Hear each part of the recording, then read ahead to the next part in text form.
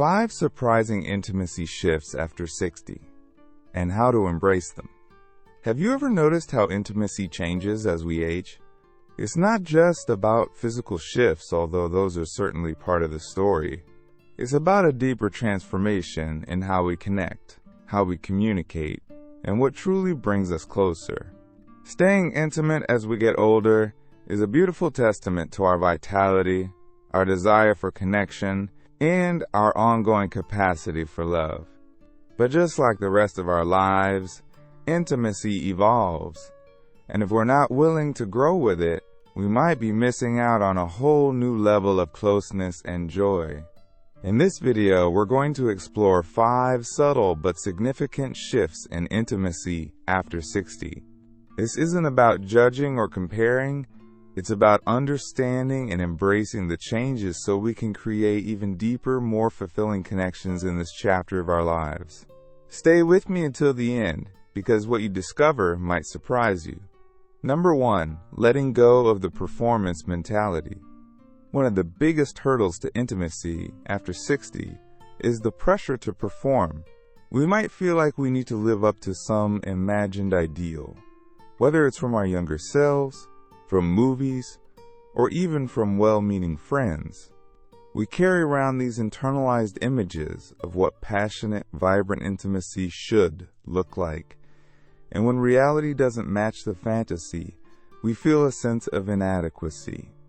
This pressure can be particularly acute for those who have experienced changes in their physical abilities or health. But the truth is, trying to recreate the past often leads to frustration and disappointment. True intimacy isn't about achieving a specific outcome.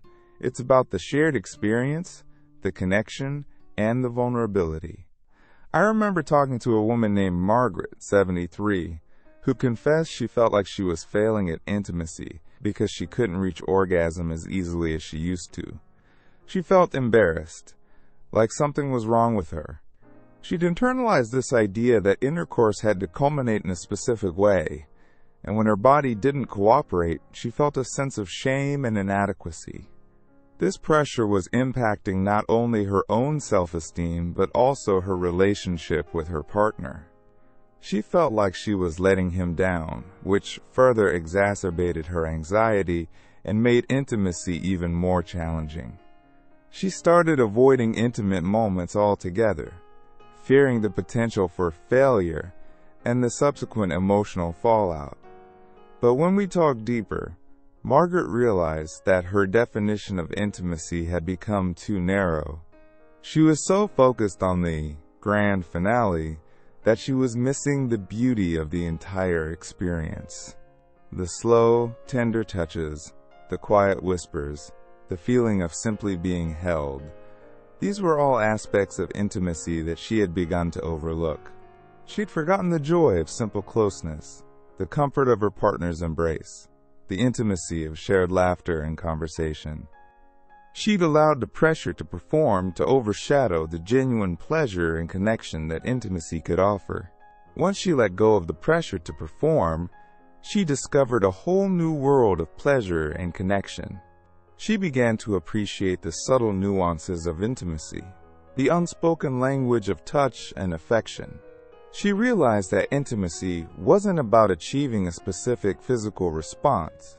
It was about the emotional connection, the shared vulnerability, and the feeling of being truly seen and cherished by her partner. This shift in perspective transformed her experience of intimacy. It allowed her to relax, to be present in the moment, and to appreciate the deep connection she shared with her partner. She rediscovered the joy of intimacy, not as a performance, but as a genuine expression of love and connection. This realization not only revitalized her intimate life, but also strengthened her overall relationship with her partner. They began to communicate more openly about their desires and needs, creating a deeper sense of trust and understanding. Number 2, embracing the power of vulnerability. As we age, our bodies change, and with these changes often comes a wave of insecurities. We might worry about wrinkles, sagging skin, age spots, or decreased stamina. We might compare ourselves to our younger selves, or to the often unrealistic portrayals of aging in media. This internalized pressure can lead us to hide our bodies, both physically and emotionally, creating a barrier to true intimacy. The irony is, trying to conceal these perceived imperfections often creates more distance than it prevents. Vulnerability, while often perceived as weakness, is actually the cornerstone of deep connection. It's about allowing ourselves to be seen, truly seen, by our partners, imperfections and all. Think about it. When we were younger, the focus might have been on physical perfection, on presenting a flawless image. But as we age, true intimacy shifts towards a deeper appreciation for the person within.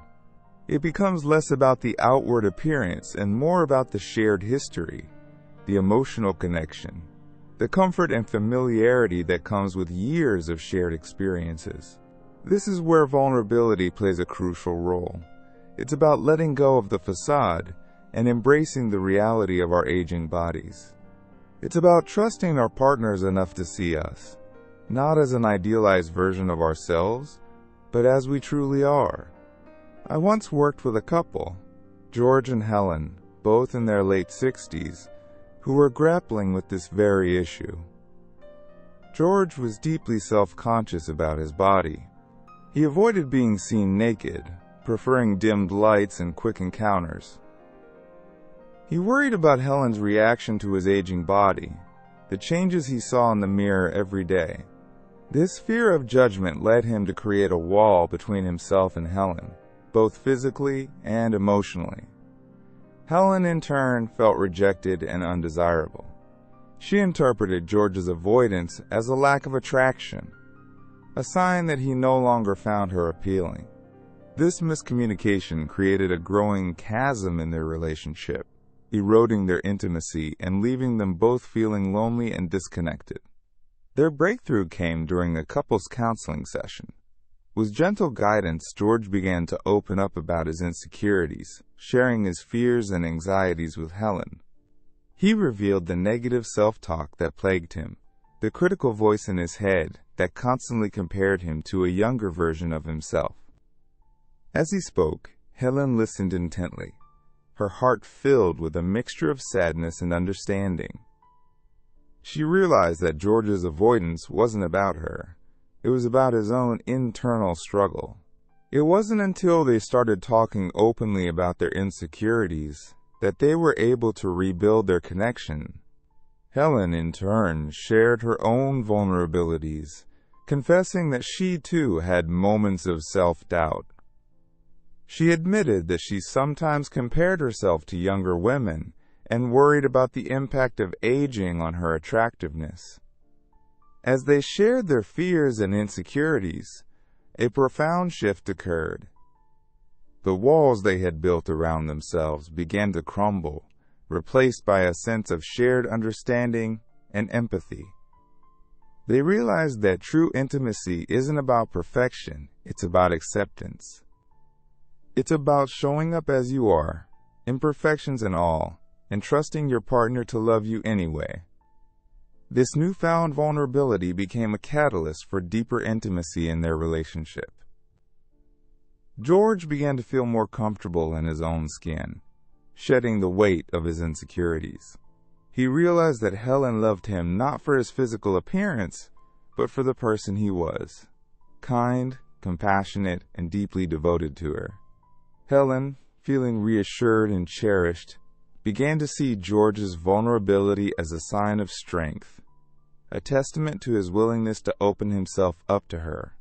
That kind of vulnerability is incredibly powerful, and it can create a deeper bond than ever before.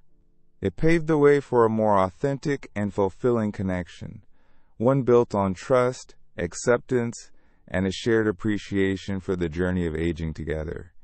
They rediscovered the joy of intimacy, not as a performance, but as a genuine expression of love and connection.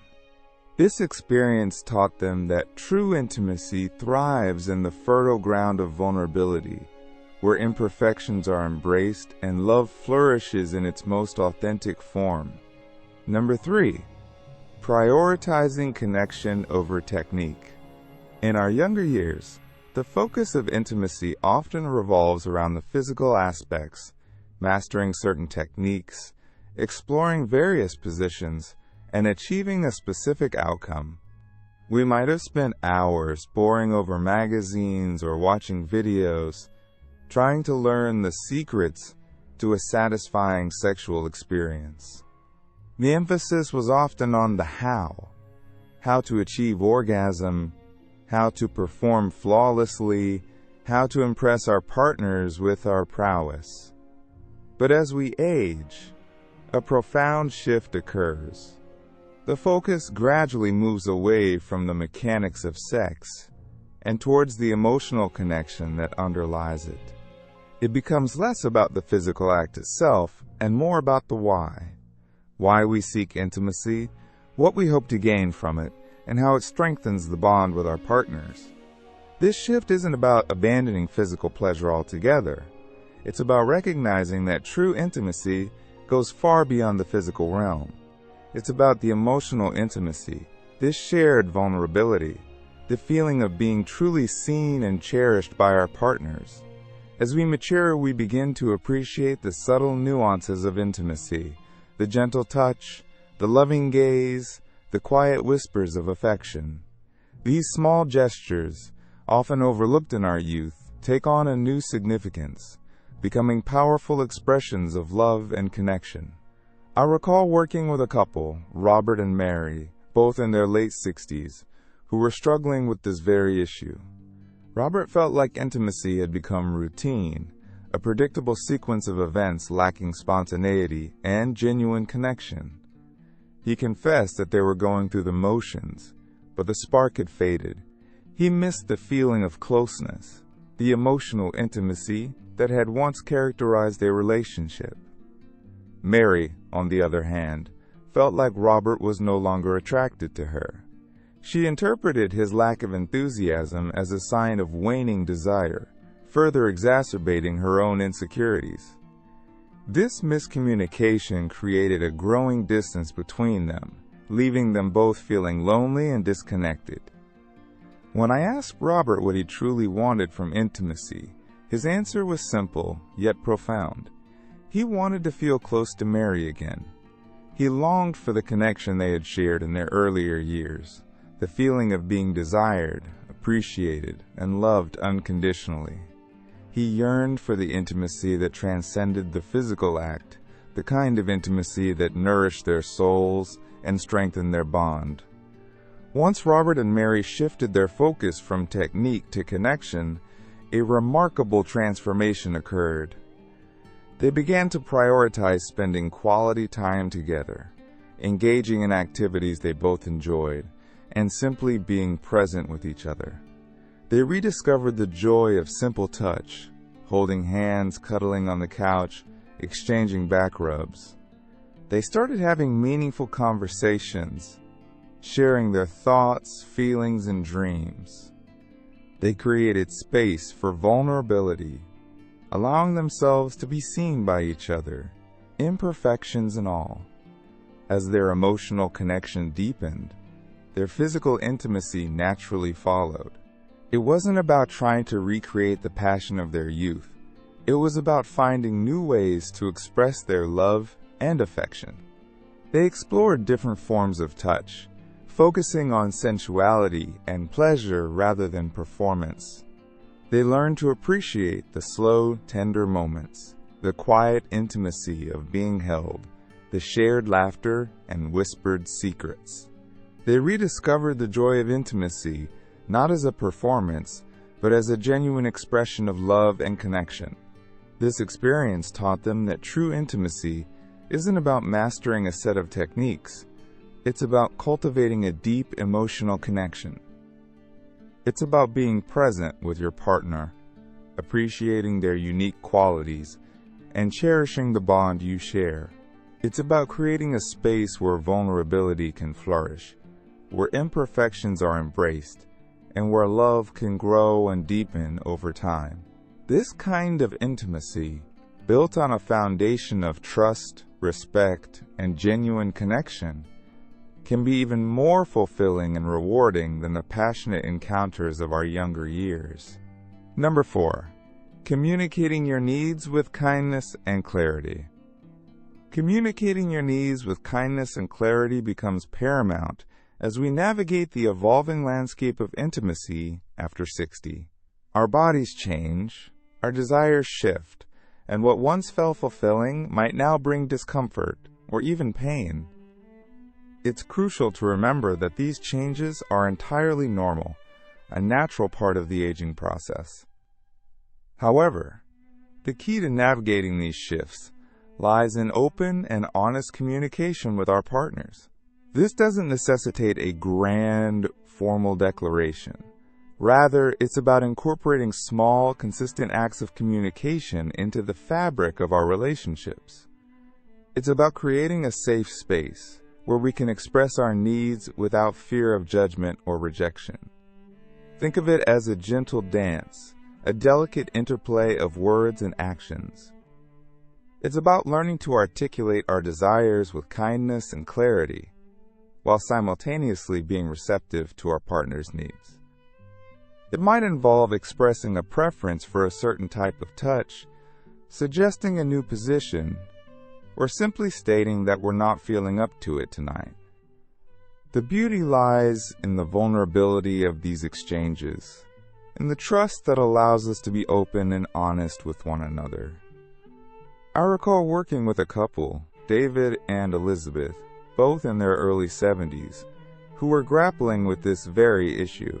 Elizabeth had been experiencing increasing discomfort during intercourse, but she was hesitant to tell David, fearing that it would hurt his feelings or make him feel inadequate. She resorted to making excuses, feigning tiredness or headaches, gradually withdrawing from physical intimacy altogether. David, sensing the distance growing between them, misinterpreted her avoidance as a sign of waning affection. He began to question his own desirability, his self-esteem slowly eroding. This unspoken tension created a rift in their relationship, leaving them both feeling isolated and disconnected. Their breakthrough came during a couples counseling session. With gentle encouragement, Elizabeth finally found the courage to share her physical discomfort with David. She explained that while she still cherished their intimacy, intercourse had become painful, and she longed for alternative ways to connect physically. To her surprise, David responded with empathy and understanding. He confessed that he had sensed her discomfort but had been afraid to ask, fearing that he would make things worse. This open and honest conversation became a turning point in their relationship. They began to explore different ways to express their love and affection, focusing on non-penetrative forms of intimacy. They rediscovered the joy of touch, holding hands, cuddling, exchanging back rubs. They experimented with massage, learning to appreciate the sensual pleasure of skin-on-skin contact. They created a space for vulnerability, where they could express their needs and desires without fear of judgment. This newfound openness not only revitalized their physical intimacy, but also strengthened their emotional connection. They realized that true intimacy isn't confined to intercourse. It encompasses a wide spectrum of physical and emotional expressions of love. They learned to communicate their needs with kindness and clarity, fostering a deeper sense of trust and understanding. This experience taught them the power of open communication, demonstrating that vulnerability can be a catalyst for deeper connection. Another example is Susan, a 71-year-old woman I spoke with, who hadn't had intercourse with her husband in years due to painful dryness. Embarrassed and unsure how to broach the subject, she avoided intimacy altogether, leading to a growing distance between her and her husband. She carried the weight of this secret, fearing rejection and feeling increasingly isolated. Finally, Summoning her courage, she confided in her husband. To her relief, he responded with compassion and understanding. They explored alternative forms of intimacy, focusing on touch, affection, and emotional connection. This open communication not only strengthened their bond, but also opened up a new chapter in their intimate life, one based on mutual respect and a deeper understanding of each other's needs. These stories illustrate a vital truth about intimacy after 60. It's not about adhering to a rigid script or performing flawlessly. It's about adapting to the changes in our bodies and desires, communicating our needs with kindness and clarity, and embracing the evolving nature of connection. It's about creating a safe space where vulnerability can flourish, where imperfections are embraced, and where love can deepen and evolve over time. This kind of intimacy, rooted in genuine communication and mutual respect, can be even more profound and fulfilling than the passionate encounters of our younger years. Number 5. Celebrating the joy of rediscovery. Intimacy after 60 isn't about mourning the loss of youth, it's about celebrating the joy of rediscovery. It's a chance to explore new dimensions of connection, to rewrite the script of intimacy and create something truly unique and fulfilling. Think of it as an exciting adventure, an opportunity to peel back the layers of expectation and rediscover what truly brings us pleasure and connection in this chapter of our lives. This rediscovery can take many forms, from exploring new physical sensations to deepening emotional intimacy. One aspect of this rediscovery involves embracing the freedom that comes with age. We're no longer bound by the societal pressures of youth, the relentless pursuit of physical perfection, or the anxieties of performance. We've earned the right to define intimacy on our own terms, to prioritize what truly matters to us, and to create a connection that reflects our unique needs and desires. This might involve letting go of preconceived notions about what intimacy should look like and embracing a more fluid, evolving understanding of connection. Perhaps it's time to explore different forms of touch, focusing on sensuality and pleasure rather than performance. A slow, lingering caress can be just as intimate as passionate lovemaking. A gentle massage can be a powerful way to connect physically and emotionally. The simple act of holding hands, of feeling the warmth of your partner's skin against yours, can be incredibly comforting and reassuring. The key is to be open to experimentation, to discover what brings both you and your partner joy and connection. Rediscovery also involves deepening emotional intimacy. As we age, we accumulate a wealth of shared experiences, creating a rich tapestry of memories and emotions. This shared history becomes a powerful foundation for deeper connection.